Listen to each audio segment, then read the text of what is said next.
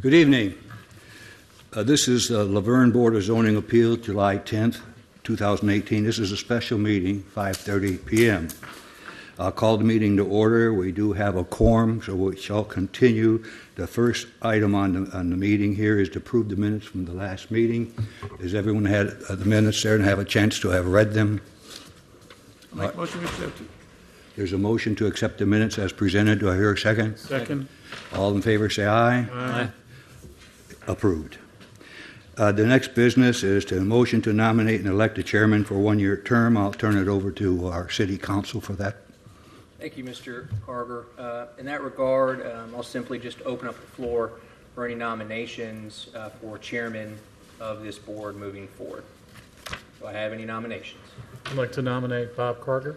We have a nomination for Bob Carver. Do we have a second? Second. Any discussion? Seeing no discussion, we'll take a vote. All those in favor of Mr. Carver as chairman, say aye. Aye. All opposed? Motion passes. Mr. Carver, congratulations on another chairmanship. I'll turn it back over to you. Thank you. The second item is to nominate and elect a vice chairman for a one-year term. Do I hear any nominations? I'd like to nominate Graham Coates. Graham Coates is nominated for a vice chairman for a year. Do I have a second? I second. It's been moved and seconded. All in favor signify by saying aye. Aye. Unanimous. Congratulations. New business. The first item of new business is a request for a variance to place an accessory structure in the side yard. Property is located at 136 Lakewood, R1, low-density residential zoning district. Parcel is owned by Matthew Mednick.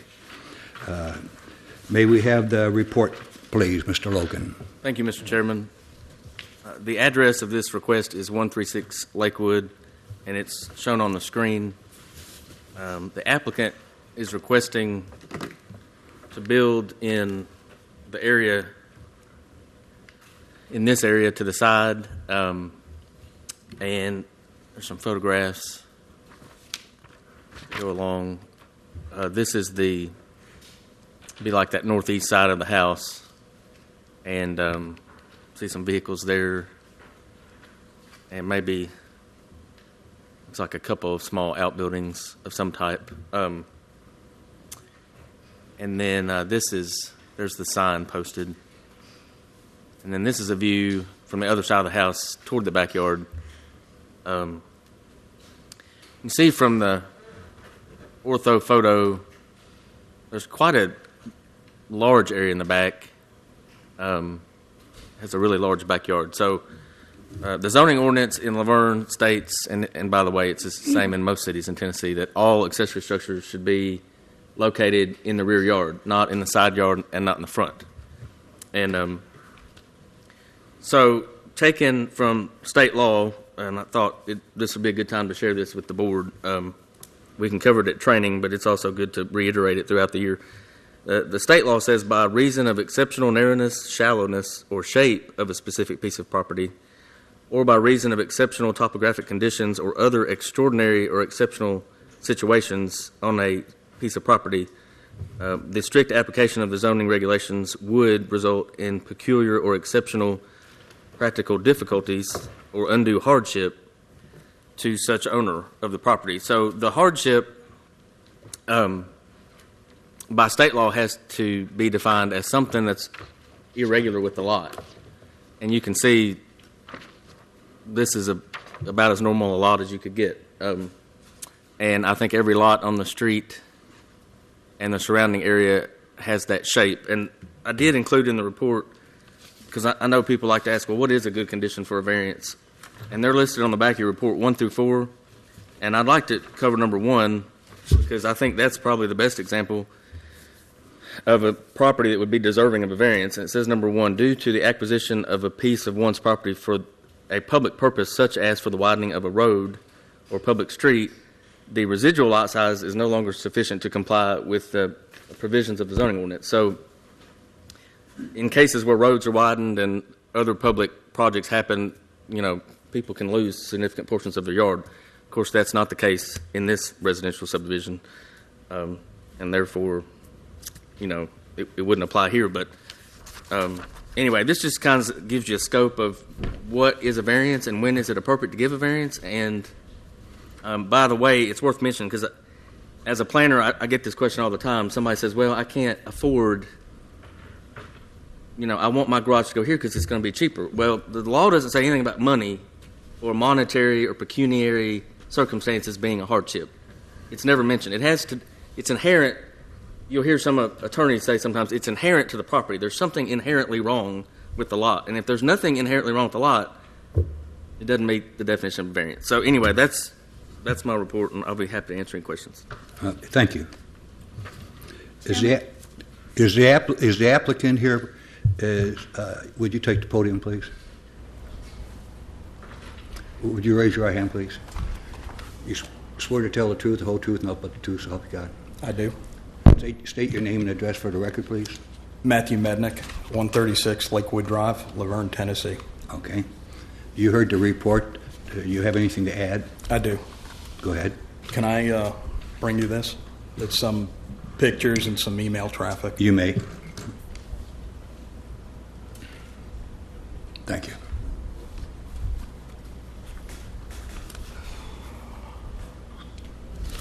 Good evening. I'm Lieutenant Colonel Matthew Mednick. I would like to introduce the following people. My wife, Deborah Mednick, who's sitting here.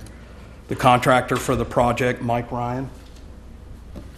David Hudgens, who lives directly next door to me, would be mostly affected at 150 Jonas Drive. Supports the project as planned. David's wife, Donna, couldn't be here. She's babysitting, but she supports it as well. I recently retired from the Army with 31-year plus career of service to our nation and moved my family to 136 Lakewood Drive. Several weeks ago, Mike Ryan, my contractor for this project, submitted my application for a variance to build a detached garage on my side yard. My property consists of 1.5 acres. The proposed location meets all the setback requirements for the city of Laverne. Reasons for having the detached garage on my side yard is due to the following. I'm a 100% disabled, which is directly attributed to my 31 plus years of military service, including many combats to include combat, making it difficult to walk on the yard due to physical conditions or being treated by my medical doctors. My backyard has a septic system, and the lateral lines go across that backyard. I'm aware the city planner non-concurred with the project. However, there is an access to the city sewer, and it is what it is. There was a lot wrong with this house when we purchased it, and we've invested many thousands of dollars to make corrections to include landscaping and leveling of the yard. We have removed many sick and dead trees throughout the property and are left with the remaining that are healthy and vibrant, ranging in age from 75 to 100 years old.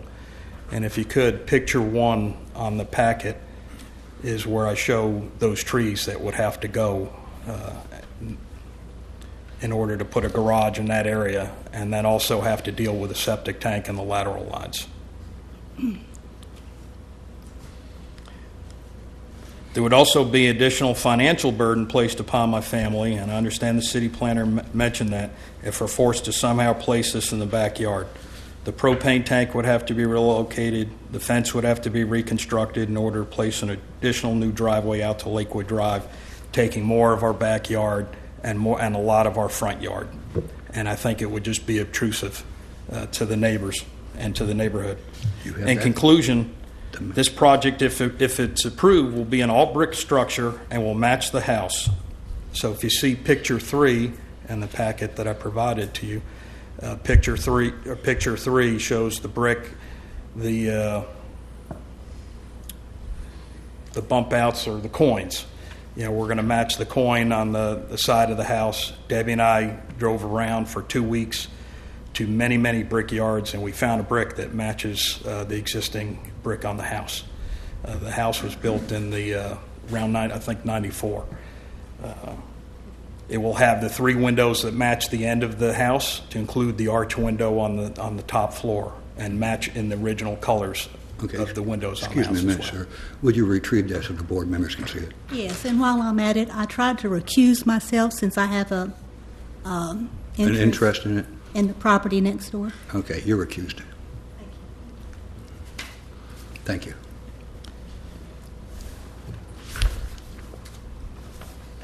I'm sorry, continue. Thank you. This project, if approved, will be an all-brick structure that will match the house, to include the addition of 3 windows that will match the existing windows of the home. We'll also install the ultra-high-definition GAF shingles that were recently installed on the roof of the house. There is plenty of room to place the garage adjacent to the existing pad. All doors will face the existing garage, and there's only going to be 2 doors, one garage door and an entrance door, and they will face that side of the house.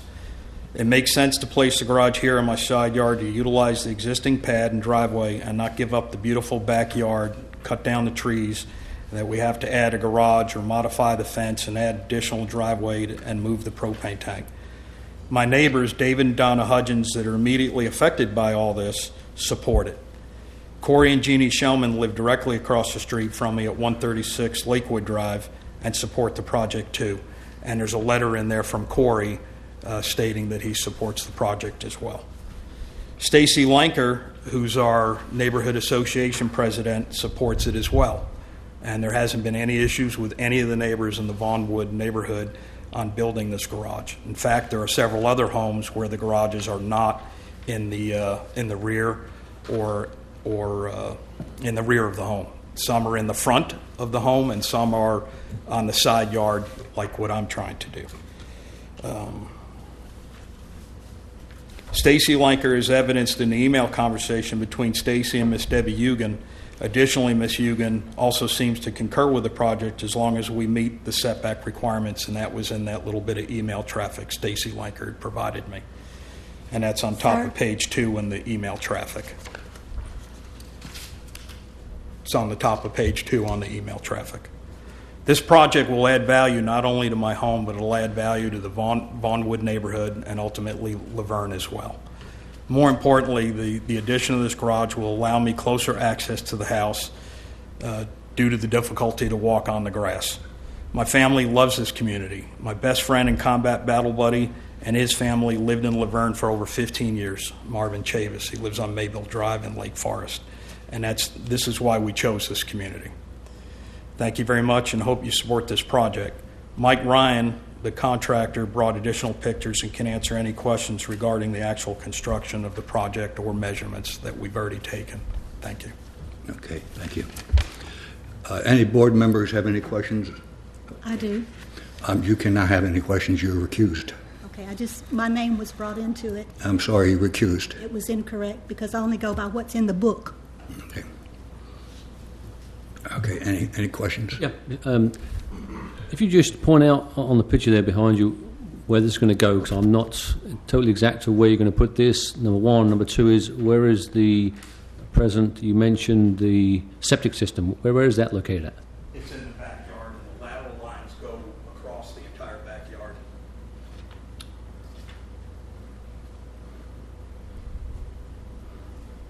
This doesn't show the septic system, though, correct? You're just showing the block of where you plan to put the garage? The septic system is located here. This is my backyard. The septic system is over here, and the lateral lines go across the entire backyard. So the only place, if I had to put a garage, I'd have to remove my trees and possibly dig up the septic system and move the lateral lines. But that whole area in the backyard is very thick with grass every week when I cut it. I'm just, it's a very difficult situation which has been brought up before. I think we're just marking stuff up, not being exact to where things are. We've been pointing out where things are at. We don't know that. We presume it's true. We don't know if it's true, but it's not. But I would like to get more specific details drawn up to show exactly where they plan to put this. Because at the moment we've got a lot of acreage there, and we understand the setbacks. But I would like to see more defined engineered drawings showing exactly the dimensions of where the septic system is, the lines, as well as where the proposed structure is going to be. That's just my comment. At the moment, we have a lot of laterability here, and it's not fair on us, I think, to decide if we don't have technical details. Okay. If I may. Sure, go ahead, sir. The only thing that showed when we bought the house was under foreclosure. The only thing that it showed on the plat, which is in the city record, is the location, which was facing the front of the house, was on the property in the left rear of the property, and the lateral lines clearly are denoted because the grass is a foot higher or several inches higher than the rest of the yard go clear across the back of the yard. But there's no engineered drawings. I tried to get them, short of having a septic guy come there and digging up the yard and measuring out where the lateral lines in fact are and in fact where the septic tank is. It's a general area. Sure, but at the same time, we're basically running off a GIS drawing, and it doesn't give us any dimensions or any specifics. You're showing some trees back in there, so I'm not exactly sure where your septic system is. You're identifying where it is, but you're asking us to somewhat go against our rules and regulations by putting it on the side. And I'm not disagreeing with where you want to put it and what's going on, but at the moment I'm working off very limited technical data. That's all I've got to say. Right. Any questions?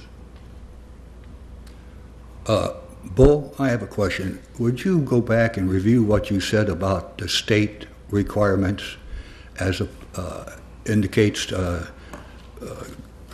buildings on the side and the front of the yard?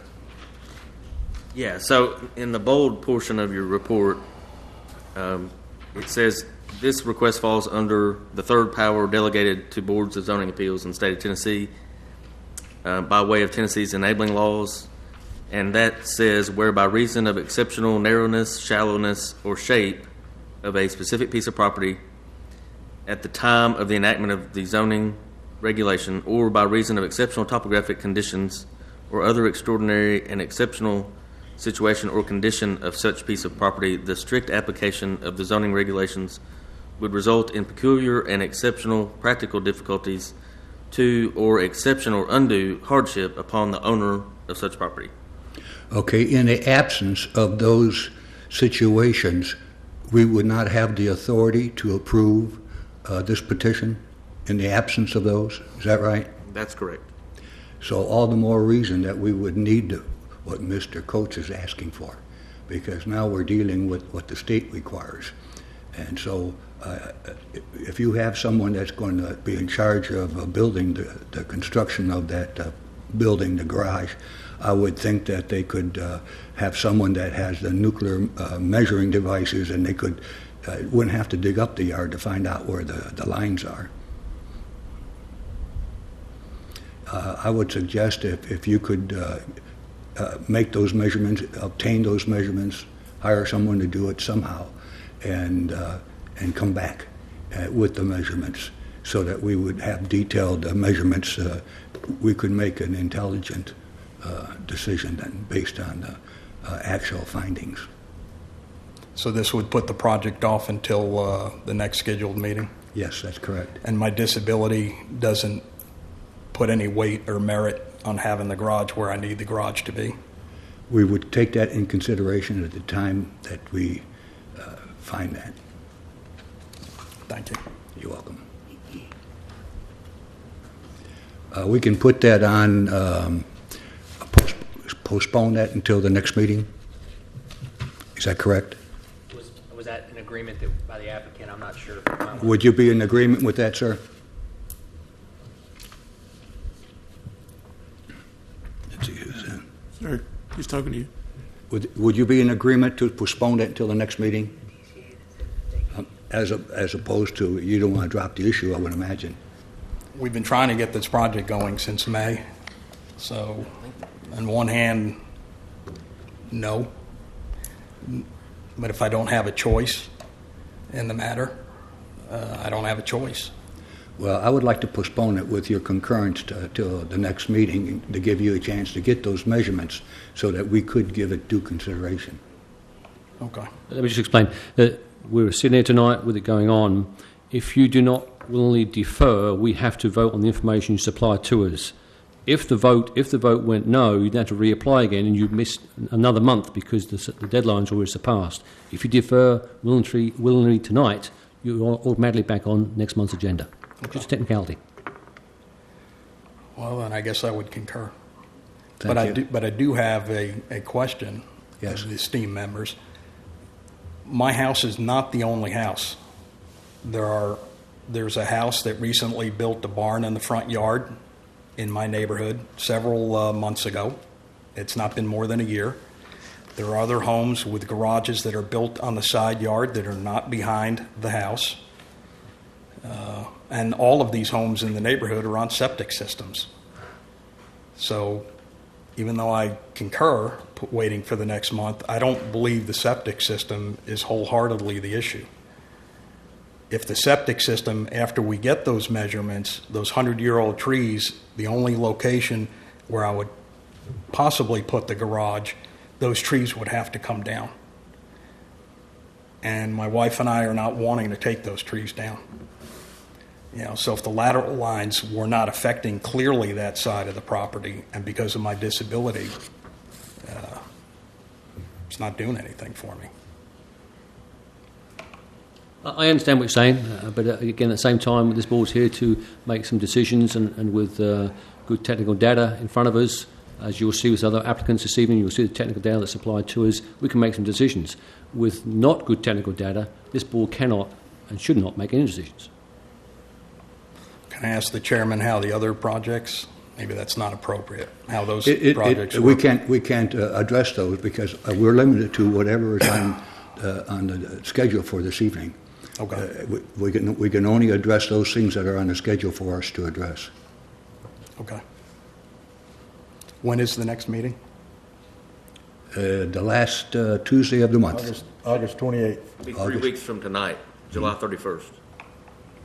Okay. I'll come back July Okay. 31st. And if you need more information about specifics that you might be needing, you can have whoever is going to do it check with Mr. Logan over there so that for sure you don't miss what you need for the next meeting, just to get some communication going. Okay. Okay? It's also beneficial if you get it to the staff as quick as you can, because they can distribute it to us as well, so we can review it prior to the meeting. I.e., we can come out to the property and look around at it too. So the quicker you get that to the staff, the better.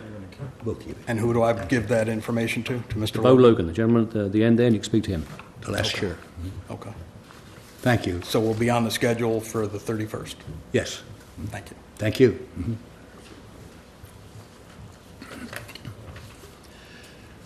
Okay, the next item on the schedule is a request for variance to place an accessory structure in the front yard, property located at 1501 Hilly Court, medium-density residential zoning district, parcel owned by Mr. Neon, and we'll address that now. May we have that report? Thank you, Mr. Chairman. This is 1501 Hilly Court, and I won't belabor this one because it's the exact same request that we just had. And so maybe that will reinforce the importance of boards of zoning appeals and the decisions they make, because every decision that's made has an effect on the next decision that's made. So this one is also a square lot, corner lot, and according to what's in bold in the report, it's difficult to find anything about the lot that is unusual or would cause undue hardship.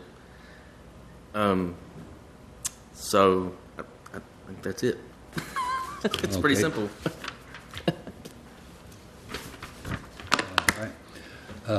Representative here for that property? Sir. Okay. Would you raise your right hand, please? You swear to tell the truth, the whole truth, nothing but the truth? Yes, so help sir. you God. Okay, state your name and address for the record, please, Ký Nguyễn. and your address. I live in that area, 1501 Hilly Court. Okay. I've been in that place about 11 years. 11 years? Yes, sir. Okay. And recently I tried to put out the application for my carport Uh-huh. right over Yes. the right side, right, not the left side of the house right there, beside my garage house right there. Yes? And it's been denied because the same thing it's a setback, Right. So I would like to ask him for permission to build for that. So that was turned down for the side of the yard, and now you want to put it in the front of the yard? No, it's the same thing. It in front of the yard, beside, not really in front, it's beside. Beside the yard. Yeah. That's where I tried to put the car park right there. I take it the same rule applies here, Mr. Logan, is that not right? Yes, sir. And you heard what transpired in the last action. Yes, sir. It's the same situation. I understand. So I understand the law. If it cannot be done, I'm fine with that. The rules just don't allow for that to be done. I understand that, sir. Okay, thank you. You're welcome. Mr. Chairman, you Yes. either need to vote on it, or if he's going to withdraw his application, he can do so on the record. Otherwise, you need to vote Would you on like us to vote on it, or do you want to withdraw it? I like to withdraw it. Okay. Well, it's withdrawn then. it. Mr. Chairman, I'd also state if we could, before the last applicant exits, Yes? you get his attention. I don't know if it's possible. Sir? Just because we're coming back on this, I think he submitted certain documents. I'm wondering if you can ask him if it's okay that the board keep those for the record. Okay. You want these documents back, or should we hang on to them? You can hang on. Okay, thank you, sir. Thank you, Mr. Chairman. Thank you. So it's all done with me?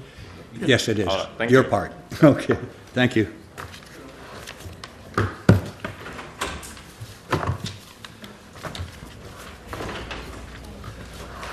Okay, here. Yeah. You want to make sure to hold on to these or on the record for next time. You can put them in Okay, good. Yeah, part of the record. I'll do that. Okay, thank you. Okay. The next item is a sign variance for McDonald's Takeout Restaurant, property located at 5147 Murfreesboro Road, parcel owned by none other than McDonald's USA Incorporated. May we have your report, Mr. Logan, please? Thank you, Mr. Chairman. This is the McDonald's located close to City Hall at 5147 Murfreesboro Road. And they've recently remodeled that restaurant and removed the mansard roof and went with a flat roof and did some other exterior changes to the design of the building. And as part of their complete remodel, they've had to change their signs, and they would like to have a sign, the golden arches, on 3 of the 4 sides. So if you've been by this building, you know that the back of the building faces Nashville. So this is the front of the building, which faces, I think it's AutoZone across the street.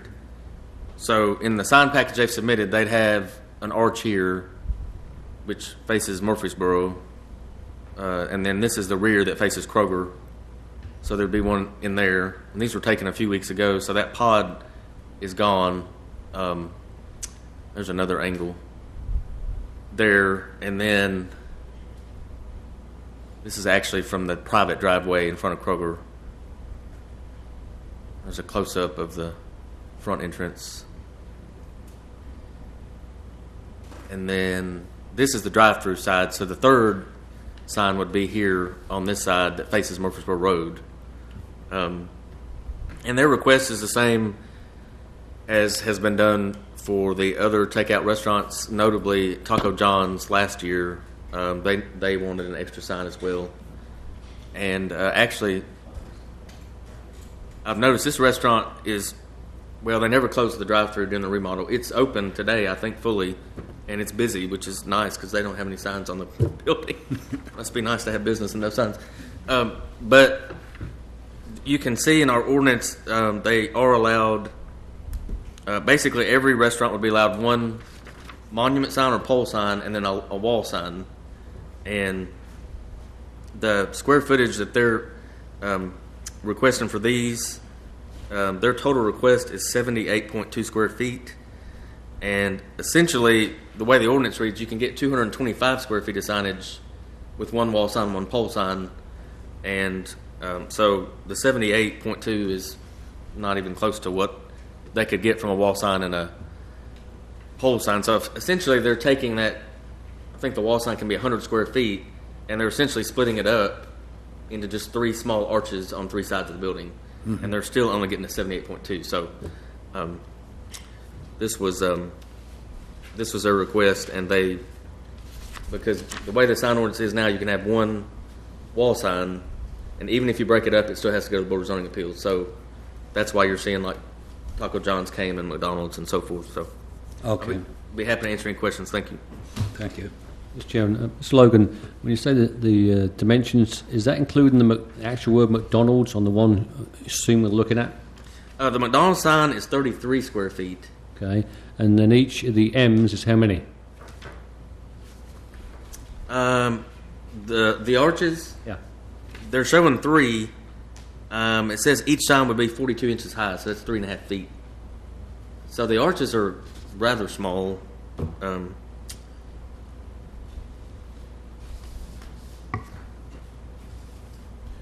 Bo, do they still have the large golden arches? I thought I saw them that stand freely. Pole sign? Yeah. Yes, ma'am. They did not change. You can see it there to the left. Okay, I see it. Thank you. There's one of those, right? Correct. There's one. That's how people are still finding it to be so popular. You want to get the applicant up? Yes. Is the applicant here? Hi there. How are you? Good, how you doing? I'm doing good. You Thanks for having a having good me. McDonald's day today? Are you having a good McDonald's day today? I'm having a great McDonald's day. Go ahead. You swear to tell the truth, the whole truth, nothing but the truth, so help you God. I do. State your name and address. David Farah, and I represent Jarvis Award Sign and Flag out of Madison, Tennessee. Okay. And your address? My address is 310 Madison Street, Madison, Tennessee. All right. Thank you. Any questions? Just for the board, it's the first, on the previous ones that we've done, which was on the front on each end, okay, made sense. To put one on the back, Yes. for me, is just a little intriguing because you're already parked in the facility, so you know it's McDonald's. We're going through the drive-through.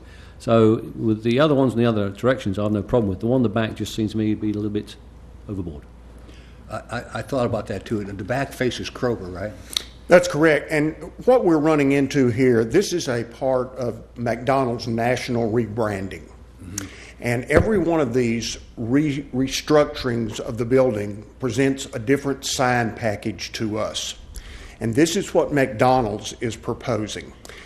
We've done a number of these throughout the state and continue to do a number of them. Because of the way that they have redesigned the building, we feel committed to their request for signage at each of those locations. However, in the picture that it shows that was taken from the Kroger side, there is a McDonald's sign visible. Unless I was looking at the wrong picture. Can we see the picture of it from the back, facing the building in the back? See it? Did you see it? Just Like see it from there? Kroger's? It's not in the back, but you can see the golden arches. You've branded those golden arches pretty well. I mean, people see Well- that, they know what that is. Again, you're drawing attention to the drive-through area right there. Is what you're doing on the back of the building. You're presenting the back of the building as the drive-through area. Does that make sense? Well, not really, because it's signposted on the floor, on the road for drive-through. So if you're going through a drive-through, I mean, I'm familiar with it, so I'm familiar with it. I'm just saying is, if you're driving to go to the drive-through, you're directed by your other signs, both monument signs and on the tarmac signs. And what you just stated, as far as you designed the building, now you want to come back to us for your sign package, is really the wrong way around. Well, not really. These are the proposed signs and the locations for each of those. Do you all have those? Yeah, we have those, yeah. Oh, okay. Yeah, Very good. we have, yeah, yes, that's fine. But again, what you've done is, in my opinion, you've made the dark brown wall there, and now you want to put an M on it because the rest of the dark brown areas you want to put an M on it. I mean, if you painted it the light brown, you wouldn't have a requirement to put the M on it at the back of the store. I'm not sure I follow you, Mr. Coates. So see where the pod sign is above it is the dark brown, correct? That's where you want to put the M. That is correct. That is one location. Okay, and that's the back of the store, correct? So you don't see it from Mersbow Road. You don't see it when you first drive in. I mean, the only time you see it is when you're going actually into the store or through the drive-through. You're already there. That is correct. That is correct. Yes.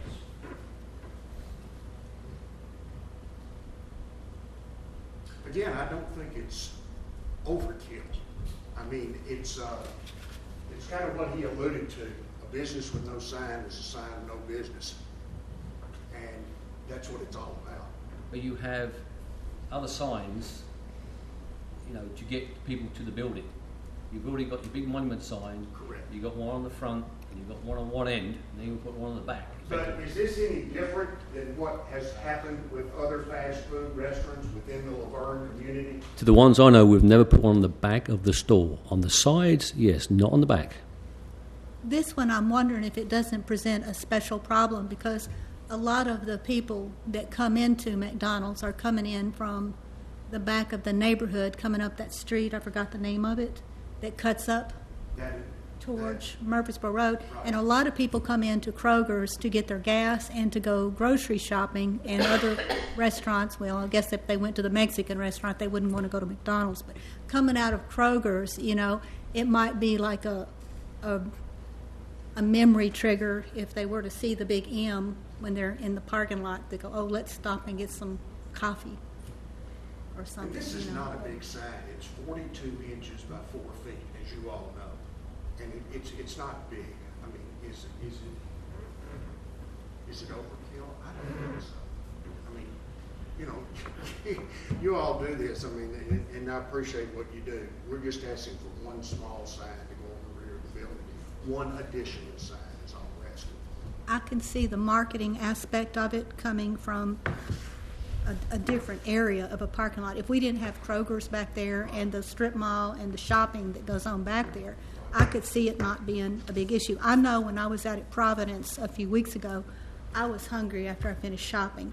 And I'm driving, I don't want to get back up on Mount Juliet Road at all until I have to leave. And I know I wanted to cut back through the shopping malls Back toward Publix. to see what Exactly. restaurants were on this side that I wanted to stop into. And some I had no problem finding, and some I did. That's a perfect example of what this is, the one that we did in Mount Juliet, because it's almost identical. And every one of these is different, every single one of them. Some only have 2 signs on them. So, I hope you'll consider our request. I can see the aspect of where it would come in handy for people who are not familiar with our area, that are in that shopping area, in that parking lot, to be able to access it without having to go up onto Murfreesboro Road and make U-turns and come back around, because that's a difficult area to make U-turns in. But I can see the aspect of how that could draw in more business for them, which means more tax dollars for Laverne. But, because, I mean, how many people have been into, tried to get to a business and couldn't, or they've already passed it because they didn't see enough signage, and they have to just either make a U-turn or just go on and find one in the next town down. But, I mean, if it's in the square footage thing, I don't know if this board has ever allowed, or the planning commission has ever allowed somebody to take their sign allowance, square footage, and divide it up into smaller units. And it doesn't exceed the square footage allowed in any way. We did that with Bobcat.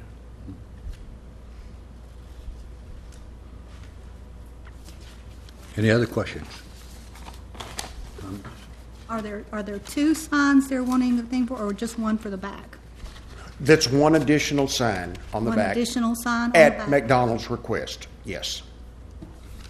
Yeah, the ordinance says they can have, each business is allowed one, and if you have visibility from another street, and it doesn't specify public, because in taking these pictures, I mean, I'm sitting on the private street, but that's a street, even though it's, I mean, it doesn't have to be city maintained to be a street. And there's a lot of traffic going through there. So they're allowed, if they have visibility for more than one street, then they go up to 2 signs. So that's why the gentleman is saying one additional, because 3 is only one more than 2. And they're allowed 2 today. They're allowed 2 arches. Well, I understand that the other day, I know they've done a lot of construction up there recently, but they've stayed open during the construction period. And I guess it was the other day, I don't know if I had too much on my mind, because I live here and I go through there a lot to get coffee, their frozen coffee and their large Cokes with ice. And I accidentally went into Taco Bell the other day, and had to go through and go around and come back out and cut back in to get to the right place. And I don't remember if I did it because I was distracted or if it was because I didn't see the sign or what. Okay, I'll entertain a motion to either accept or not accept the petition before us. I'll make a motion to accept it. Do I hear a second? We've had two motions to accept. How about one? Somebody can just claim one. I'll second yours. Okay. We'll take a vote by vote. And how do you vote? Aye. No. Aye. No. It's by 3-2, it passes. Wonderful. Thank you all so much. You're welcome. Good luck. Appreciate it very much. You're Thank you.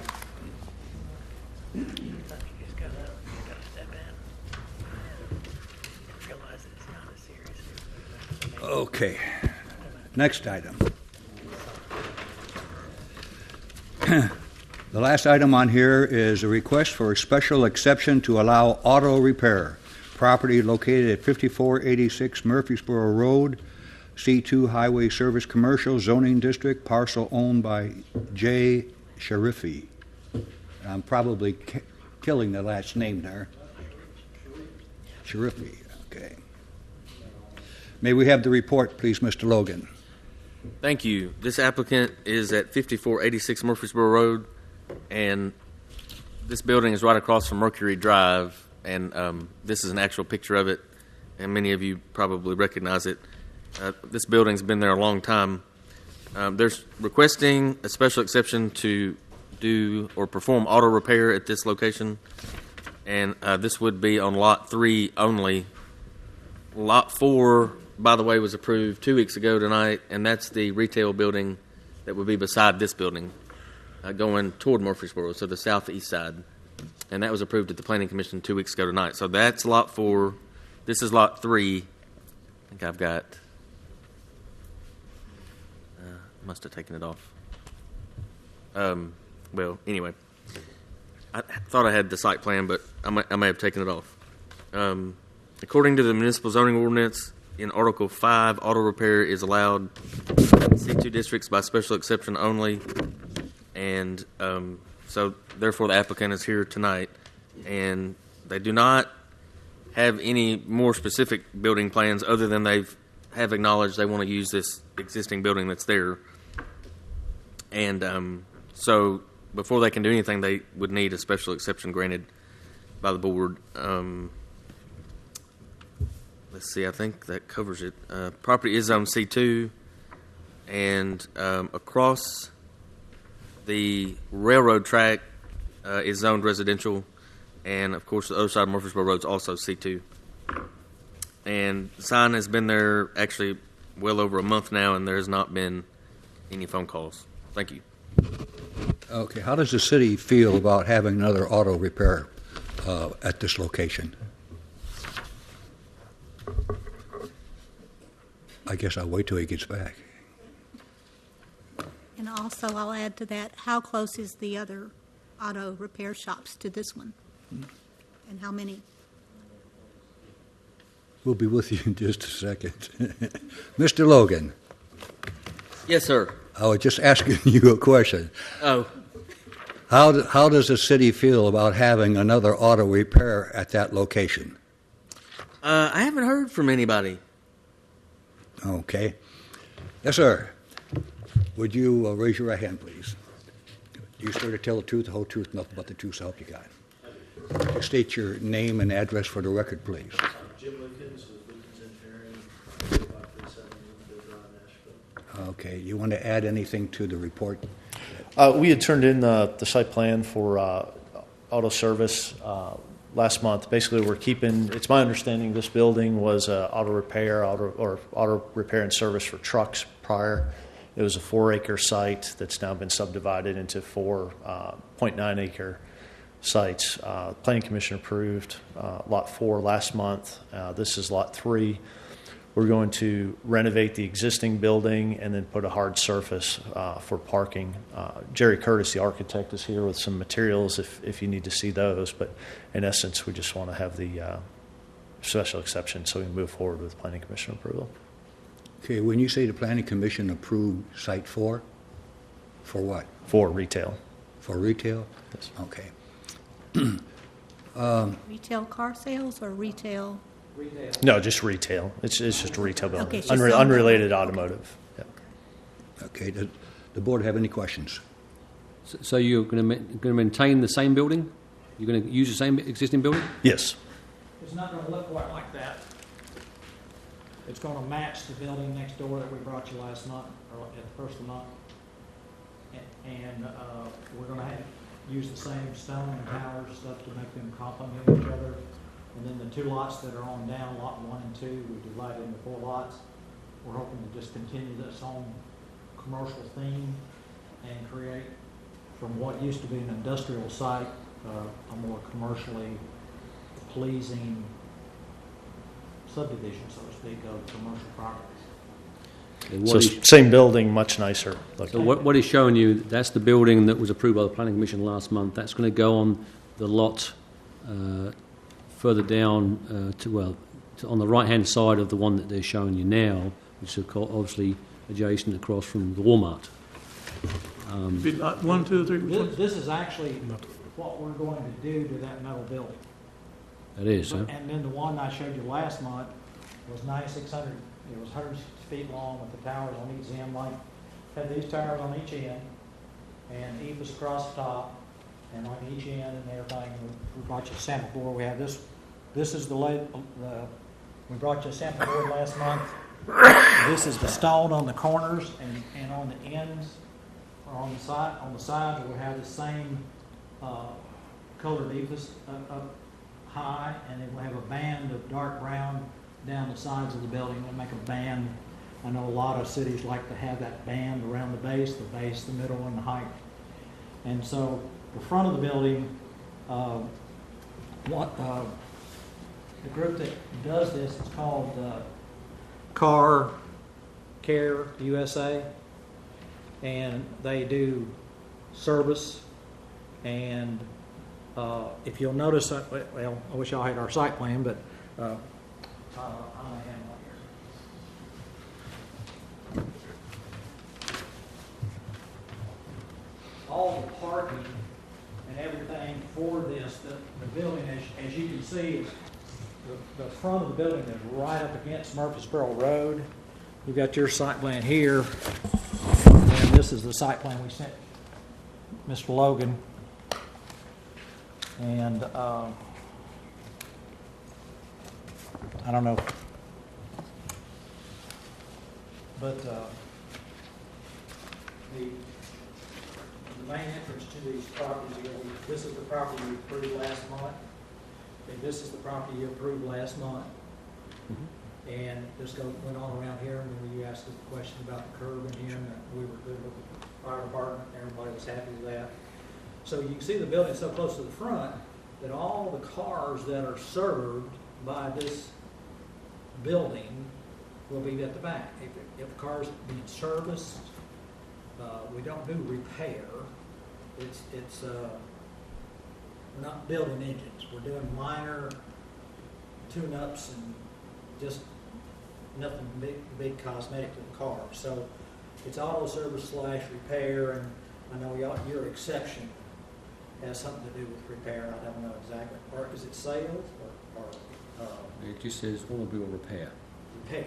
Let me ask you a question. Are you going to do the automobile sales? We would like to. And the question is simply, why not? If is that something that, and looking up and down there with all that having been industrial, right next door, beyond lot number 1, is just a lot that sells storage buildings. It just always got a storage down there. So the way this is oriented, if you had sales of cars here and service and repair of cars back here, then there would be no adverse impact on the appearance of the building or the service of the building or the neighborhood. I understand that, but the city ordinance limited the dimensions where you can be. You have a car sales across the street. So me. So, in my opinion, just by looking at dimensions, I don't think you're eligible to do car sales at that lot because there's one across the street or within the dimension set up by the city ordinance. Okay, so because there's residential, No. No. There's another car sales across the street. oh, there's another car sales across the street. So we could just do the service and repair. We're not building engines, we're just doing service and repair. The ordinance says automobile repairs, so you've got to fit into that requirement if this gets approved.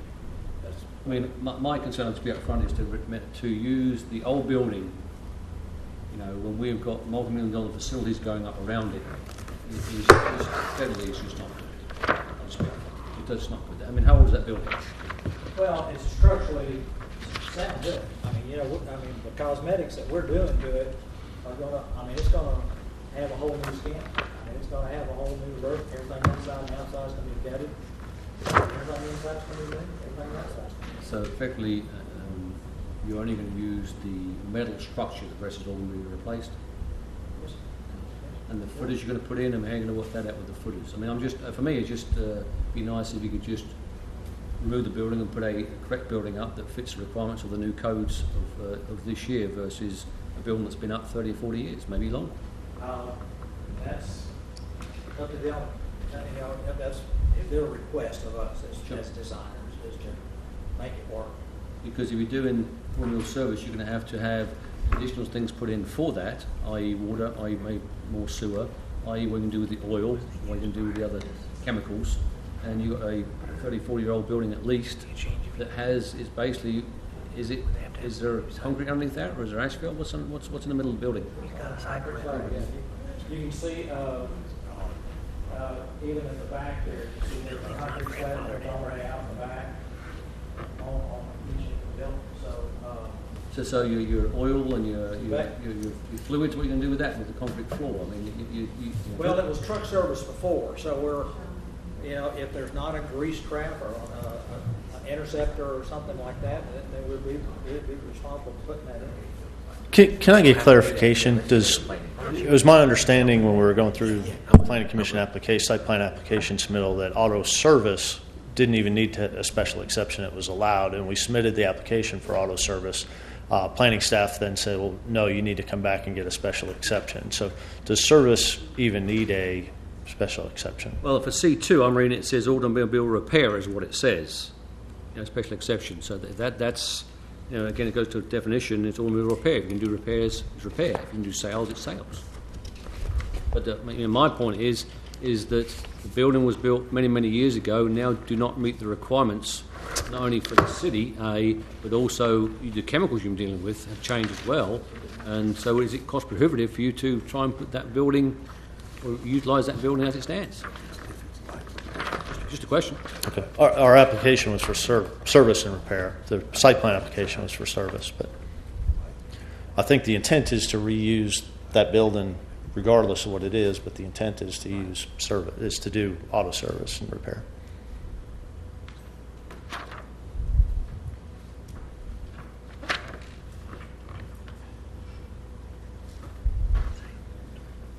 Yeah, I will.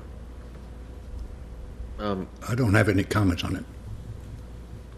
One question, because we don't have pre-application meetings here, so I didn't get a chance to really discuss this with you all. Give me an example of service. As my understanding is, the repair is when you remove an engine from the car and do repair on the engine. Service would be oil changes, tire changes, fluid changes. Our zoning ordinance has definitions as well for each of these items, both automobile repair and then a separate definition for automobile service. I don't know if y'all have that handy, but you're free to look at it. I don't know where it is in here. It's on page 6. It's on page 7. Page 6 of what? It's on page 6. It continues on to page 7. And also remember that despite approval, if you were to give approval for this today, whatever that may be, they still have to go through planning commission, site plan approval, and imagine Randolph would be involved in some capacity with codes. Well, there's going to be a lot more technicalities that are going to have to be considered by the Planning Commission. So, but we're not really interested in site plans and the materials to be used by the building. It's whether or not it's going to be permitted to go in that direction. I think it's a factor to consider. The zoning ordinance under special exceptions requires part of what they're supposed to submit for a special exception is some sort of site plan. And so I think that's something that you can consider. But obviously, you're not approving what they're presenting you today. Right. Only if you approve the special exception, then it's up to the planning commission to deal with those issues. Right. So this will go to the planning commission if approved? Well, or- if you approved it for a special exception for automobile repair, that lot could be used for automobile repair. The applicant would still have to go, and if they're changing anything with the building, they're going to have to go to the planning commission. I think that they're already lined up for and get approval for their site plan of whatever they're going to do for the building, and the planning commission is going to have to approve that. But they would be permitted to do, assuming that you approve it today, automobile repair. Is that what's on the agenda for their special exception application, is automobile repair? Yes.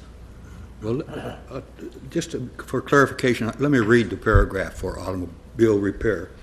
Automobile repair, any building structure improvements or land used for the general repair, adjusting, overhauling, removing, replacing, rebuilding, or reconditioning of automobiles and engines, including but not limited to body, frame, fender straightening or repair, welding, painting, collision repair, vehicle steam cleaning, but excluding the assembly, disassembly, dismantling, or salvage of automobiles in whole or in part.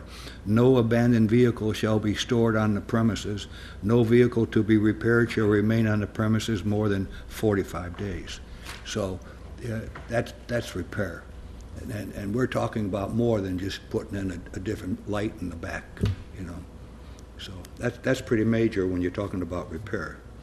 I don't know if there's How many repair shops do we have on Murfreesboro Road right now in Laverne? And also, the gentleman mentioned service. I'm not sure. Automobile service means any building, structure, improvements, or land used for the replacement of any part or repair of any part to an automobile that does not require a removal of the engine head or pan, engine transmission or differential, including but not limited to oil change and lubrication, cooling, electrical, fuel, exhaust systems, wheel alignment and balancing, brake adjustment, relining and repairs, mufflers, batteries, new tire services and sales, shock absorbers, upholstery, installation and stereo equipment, car alarms, cellular phones, but excludes dismantling, rebuilding, reconditioning, or salvage of automobiles in whole or in part. No abandoned vehicle shall be stored on the premises. No vehicle to be serviced shall remain on the premises more than 45 days. So service is a little bit more than what you were talking about in service. Mr. Chairman? Yes. I get this, the exception is to allow auto repair. There's nothing mentioned of auto service. I just want to make sure, what are we talking about on this request? Is it auto repair, auto service, or is it both? The way I look at it, it's just auto repair. Well, repair That goes. is on the ordinance, on the agenda. Okay, so it's not auto service, it's just auto repair. Auto repair goes deeper than auto service. I know, but they're Just auto not service. requesting a special exception, it's just for auto repair. It seems pretty broad. Yes.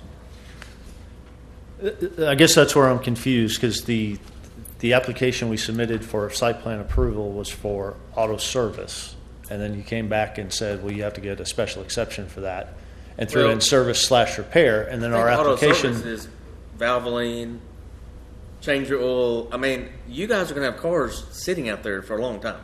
This is not. Auto service means Valvoline, car washes.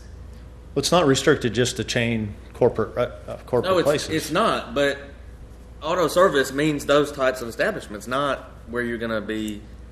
You guys are going to have a lot of cars there, no telling how many, and they're going to be there a while until they get fixed. That's not Valvoline. I'm using Valvoline because that's what people know. This is what they can relate to. Well, I'm not sure how long vehicles are allowed. I mean, vehicles you just read are allowed to be there for up to 45 days. So as long as they Right. comply with the use of it, service does not need a special exception, is my understanding after our initial But was communication. auto service allowed in C2 by right? Memorized. I don't. Question. It still says auto repair on here, though. Service is allowed, but I don't think repair is allowed. Right, and that's what I'm saying is, in the C2 district, which they are, they're already allowed to have auto service. So that is allowed. The portion that they're needing the special exception for is the automobile repair, which is, that is only by special exception. So Thank you. whether or not it's service and repair, that kind of really doesn't matter as much because service is already allowed there. Right. But repair is not without a special exception. So that's the piece of the puzzle that this board will be voting on would be, are you going to grant a special exception for automobile repair? And if you do, then you could, he's of course saying that he's going to do service and repair. So service is allowed, like I say, in C2. Can someone refresh my memory? A few months ago, did we not just deny something just similar to this? That is Where? correct. I don't We know did- the we location, but denied- it was denied. It was a different building, but it was a similar situation where they wanted to do this, and it was voted down because This year, I don't know how many months it's been. it was just a few board meetings back, I believe.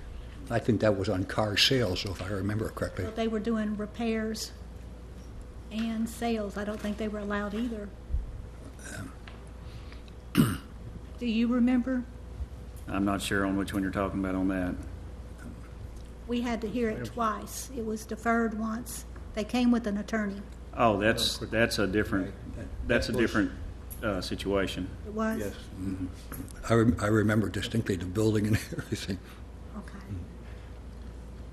It was not for repair and sales?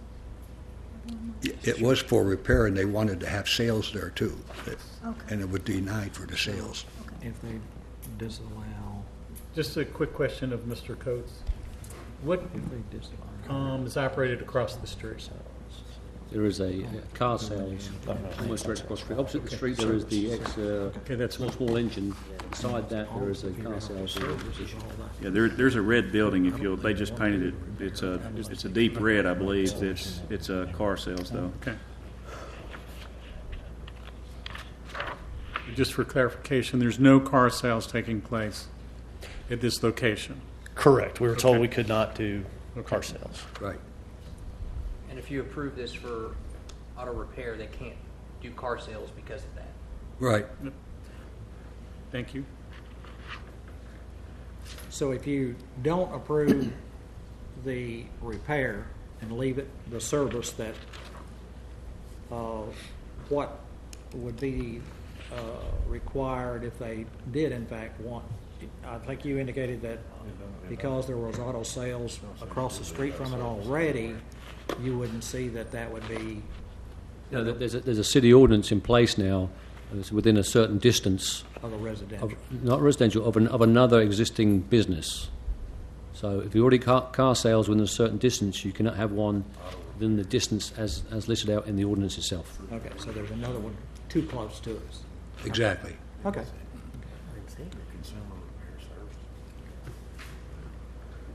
Randolph, which piece are y'all looking at? Page 93. Use is permitted in C2. It really doesn't even say that, it doesn't specifically spell out services, automobile services. Closest we could find is consumer repair services.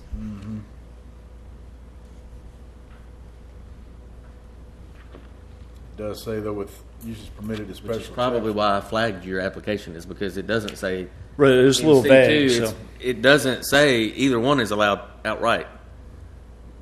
But there's definitions, but that's in a different part of the ordinance. C4, C2. Well, what we have before us right now is a request asking a special exception for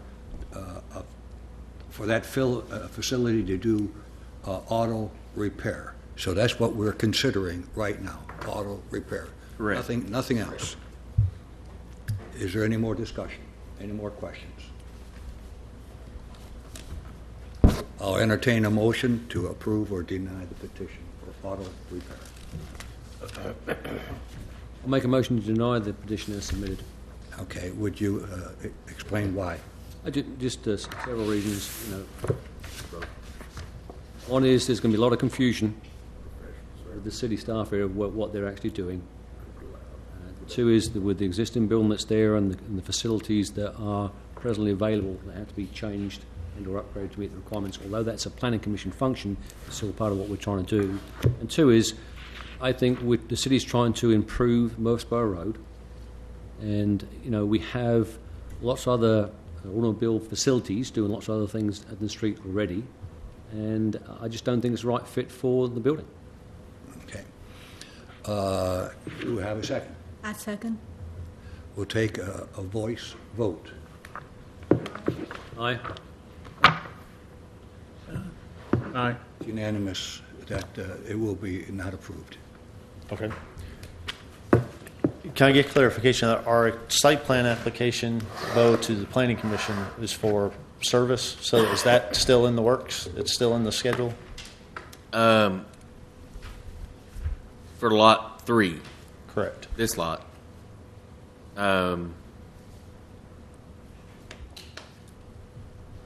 How do you plan to proceed? Well, we submitted an application last month that just said auto service. That just said auto service, so That's the only use that the application that we submitted said, that then we were told to come on this to get a special exception. Tell them we'll get back to him. yeah. I mean, my thinking is, if it was denied, I guess you have to come up with another use before it goes to planning commission.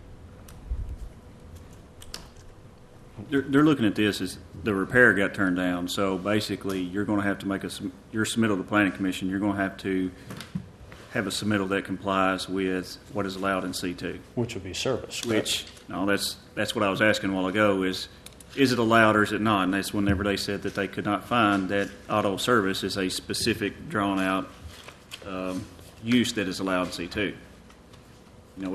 That's where the confusion come in. Before that was kind of stated that, when he's using the use of Valvoline and stuff like that, there is oil changes that has been in C2 before, but at some point it may have changed. But if they can't find it now, then you're going to have to work with Bo to see what use you plan on putting there. Go there, because clearly auto sales has been brought up tonight. That has been said that you cannot have that because it's too close to another auto sales. If auto service is not listed as a use that is allowed there, then you can't do that use. And then auto repair, you was just turned down for auto repair. But to clarify, we're told that if it's a Valvoline, then it's allowed. But if it's the company that my client has, it's not allowed. I'm not saying they're that. not corporate. I didn't say if it's a Valvoline is allowed. I said earlier the They have confusion been was allowed based on what I see. in the past. Murfreesboro Road, at some point they were allowed in C2, but when you look at the page, if I show it to you, you can't find it. So it's been changed at some point. I've been here a year. It could have been changed 3 years ago. I don't know. But nobody's saying that any auto is allowed outright. I'll say this on the record. As the planner for Laverne, anything that has to do with auto is coming here first. Period. Because that's my interpretation of the ordinance. And until I'm told otherwise, that's what I'm going to continue to do. Because I see nothing in the ordinance. If they wanted it to be an allowed use, it would be just like the other cities I've worked. Auto repair permitted. It doesn't say that. It doesn't say anything about auto. The closest we can come is consumer repair services, and that's not. Consumer repair services like jewelry, watches. That's not. I mean, auto is auto. It'll say auto. Okay. All right. Thank you. Thank you. And bottom line is, Mr. Coach, you'd rather see the building torn down. I would personally, yes. There being no further business, this meeting's adjourned.